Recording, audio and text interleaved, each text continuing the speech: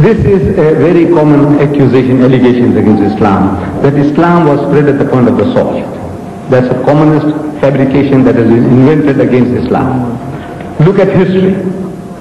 One man against the whole world. Thomas Carlyle, a Britisher. In 1840 he delivered a series of talks in London. And he defends Muhammad, Thomas Carlyle, about the sword. One of the greatest thinkers of the past century, a Britisher, an Englishman, an Anglican. He said, the sword indeed. With regards to the charge of the sword, he said, the sword indeed. But where will you get your sword? He said, every new opinion at its beginning is precisely in the minority of one. When you start a movement, there is no political party. There is no council of churches to create a bishop or a pope. There is nothing like that. You know the history of Muhammad. Starting from the minutest beginnings, by the time he is 6, his mother dies. Before he is born, his father died. He is doubly orphaned by the time he is 6. He is looking after his uncle Abu Talib's goats. At the age of 40, for the first time, he declares his mission. And persecution. If you know the history of the early Sahabas, the companions, persecution. To such an extent that twice they had to flee to Abyssinia, the Muslims. Then Muhammad had to flee from Makkah to Medina. Where is the sword? In other words, he must force the Quraysh and say, you, accept Islam or I'll chop off your head. Where is the sword? He said, every new opinion at its beginning is precisely in the minority of one. In one man's head alone, there it dwells as yet. It is one man against all men. That he take a sword and try to propagate with that will do little for him. One man against all men. The whole world. The man takes a sword and says, all of you, like me now, if I had a gun, so all of you accept Islam. Say, La ilaha illallah. What is it worth? What is it worth? Rubbish. He says, first get your sword. Meaning, you need people to accept, voluntary acceptance. The Quran says, La ikraha fid deen. There is no compulsion in religion. It's worthless. You are a non-Muslim, I take it. We are majority here. So we gather around you and say, Nakama, accept Islam. Or we put a knife through you. What is it worth? Rubbish. But this is the charge. Look at history. Now, while he is in Medina, the Quraysh, the mushriks, the idol worshippers, they come towards Medina and there's a battle at Badr. The guys came 200 miles. The Muslims came out a few miles to meet them.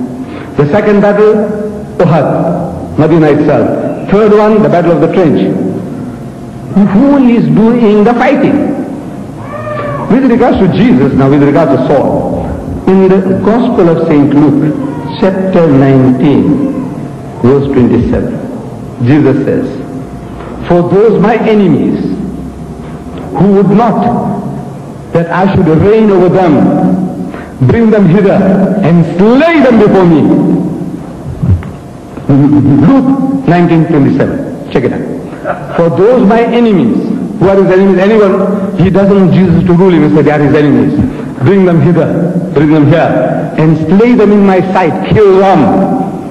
Then, at the Last Supper, if you remember, he's telling his disciples, do you remember I sent you out on your mission of preaching and healing? And when I sent you out, I told you that you must not carry no spare shoes, no purse, no sticks. Right? I said, right. Did you lack anything? They said, no. But now I tell you, those of you who's got no swords must sell their garments and buy them. Am I quoting correctly? Sell your garments and buy swords to do what? Tear apples or bananas? What? To do what? What do you do with the swords? And then he goes to the Garden of Gethsemane. He puts 8 at the gate. He says, tarry here and watch with me, keep guard. What, they're going to watch what? Then he takes with him Peter and the 2 sons of Zebedee. Goes further in.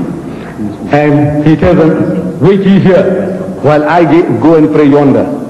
8 at the gate, to do what? 3 in a line of defense, to do what? To watch what? Keep guard. Then when the Roman soldiers, the Jews brought the Roman soldiers, the tables were turned against him. But Peter, he had the sword. So he says, Master, shall we smite them with the sword? We, plural, more than 2, more than 1 at least. Did they have the swords with them?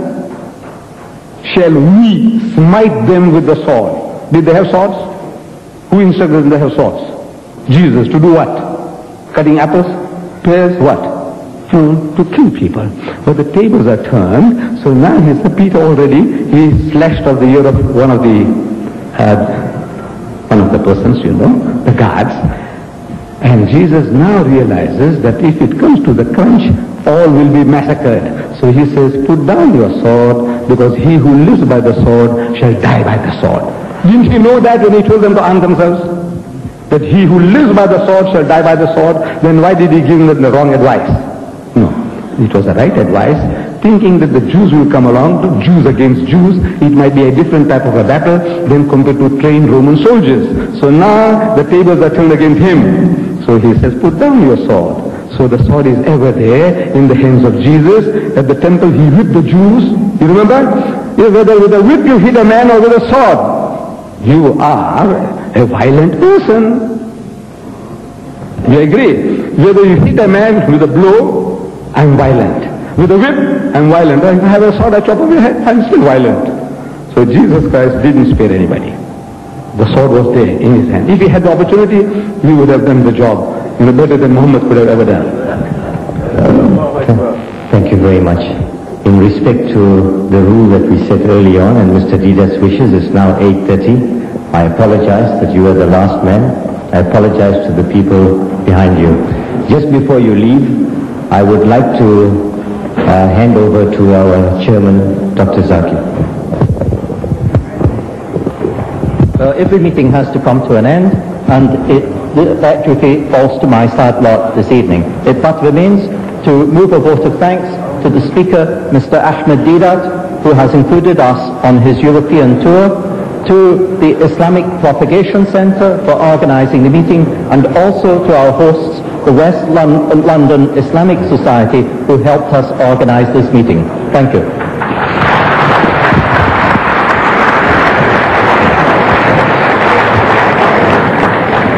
Thank you very much for that. I am sorry Mr. Deedat won't be able to meet all of you this evening.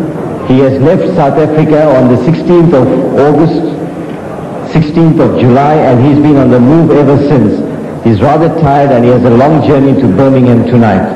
I apologize for that. Thank you for coming. Assalamu alaikum.